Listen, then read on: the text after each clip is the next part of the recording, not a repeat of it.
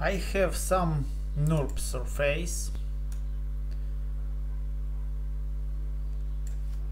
To do that, I click in tab surface, convert to NURBS.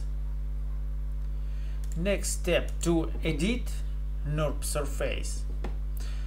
On the panel, control vertices, activate the command CV edit bar.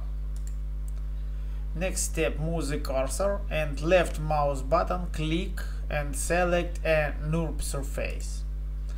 Next step, move the cursor and select point on NURBS surface and select axis or plane.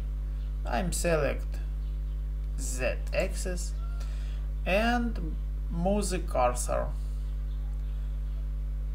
down, on or up.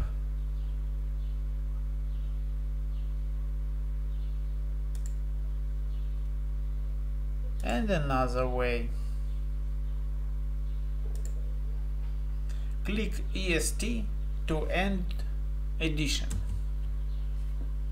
And we have another NURBS surface.